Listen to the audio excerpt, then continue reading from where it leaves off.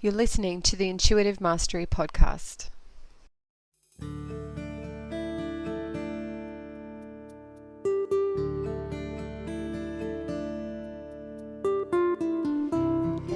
Hi, I'm kateconnolly, and with over 15 years of intuitive healing and teaching experience, I'm here to help you celebrate intuition and value authenticity to create a world where you have the freedom to live your best life.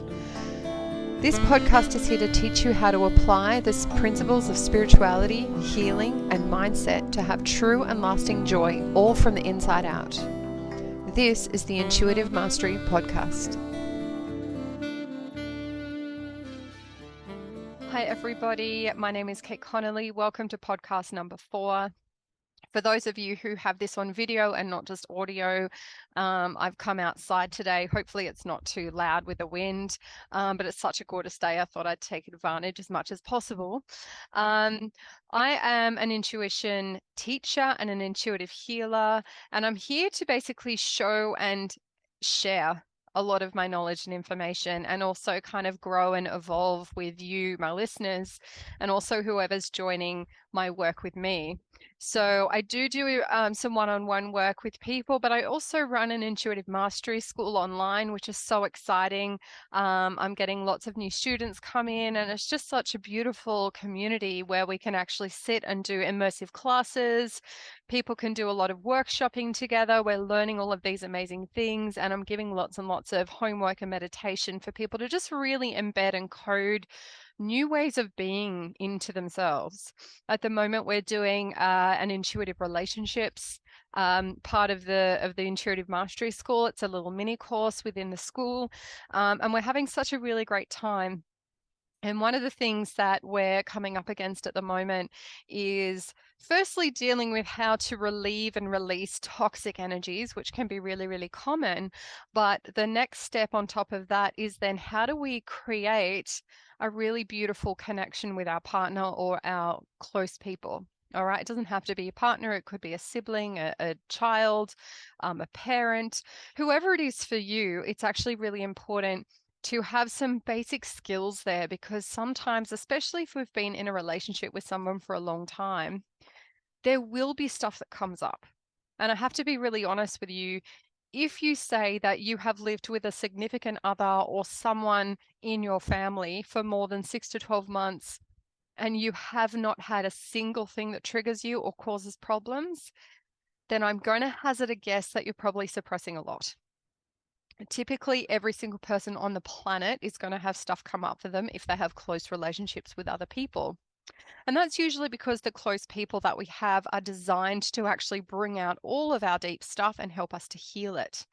It's not always fun and it's not always pleasant, but it is actually really, really important for our spiritual evolution as human beings. So if we've had one of these triggers or fallouts or emotional kind of undoings for us, how do we reconnect? And I came across an ebook from a relationship expert a number of years ago, and it was actually a really fascinating read. And one of the things that she talked about, and I fully concur with this because I've experimented, is that communication is not the key. Communication is not what actually clears the air and creates new energy for a relationship.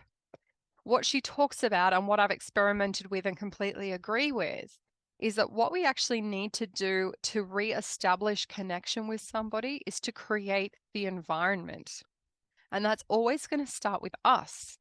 So how do we as people show up energetically with our people? Do we show up cranky? Do we show up tired? Do we show up sick? Do we show up stressed? How do we, in our demeanor, show up for the people that we love? And then, therefore, how do we expect them to behave with us? And I've noticed myself today, even with my kids, I've got a lot of stuff to do. I'm about to go away on my honeymoon, which I'm super excited about.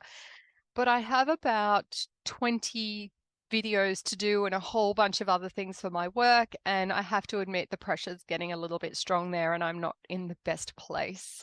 So I've had to catch myself a number of times today and just deep breathe. I took my kids to this beautiful cafe that I've wanted to go to for years, and I literally had to sit there and put my hands on my heart and do some deep breathing for about 5 minutes so I could actually appreciate the moment and not lose my top because I had so many other things that I wanted to be doing at the same time. So how we show up is actually super important. Being mindful and conscious of how we're showing up is super important. And one of the things that I've noticed is that if I show up feeling stressed and I expect other people to rescue me out of it, it's never going to happen, like ever. I need to find a way to process my emotion and then come back into a situation with a pretty energetic, either neutral or positive vibe. And it can be really hard to do this, especially if we're still in the middle of a trigger or if we're feeling a lot of emotions or if there's stuff that feels really unresolved. And I'm not saying don't resolve it. I'm a huge, huge fan of diving in and resolving things before moving on. I do not believe at all about sweeping things under the carpet. And anyone in my family will tell me that I am the person that will pull things back out from under the carpet to get it sorted so that we don't have crap hanging over our heads. But if we want to reestablish connection, then the most important thing for us to be able to do is hold the right vibration for that, which is holding a welcoming and open space, creating a vibe within us that is actually calm and peaceful and inviting, opening our heart chakra, and then giving the other person space to come to you.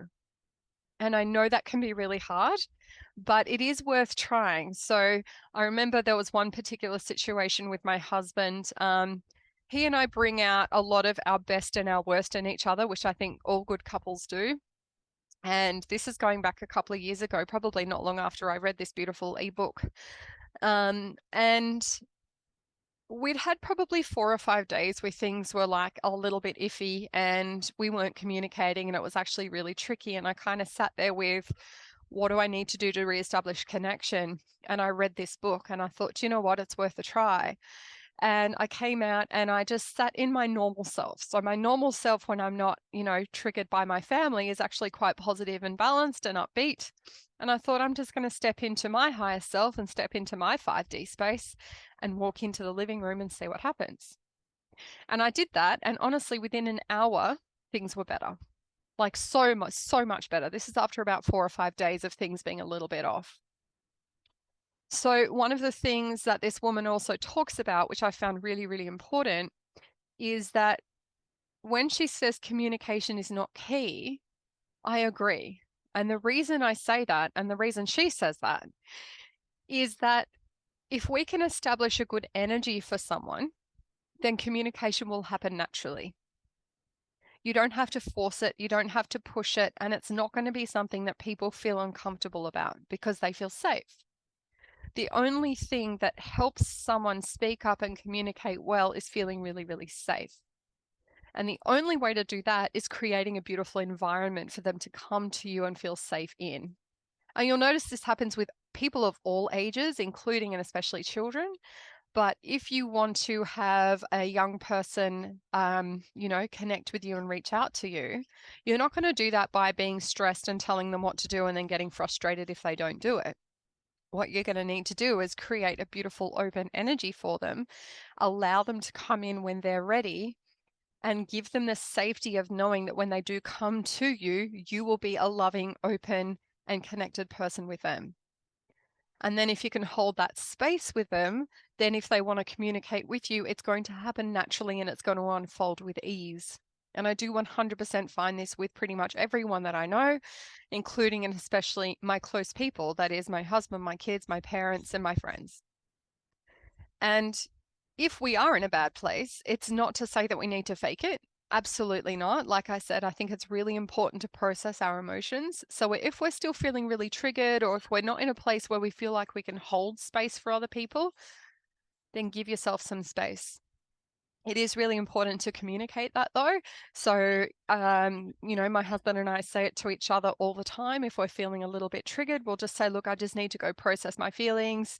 I just need some time. And then we go off and we spend time on our own. We process our feelings. And then when we're feeling more neutral and balanced, we come out and then we communicate, or we try and hold that space for the other person. So there's lots and lots of ways of processing emotion. I will take you guys through that in another podcast.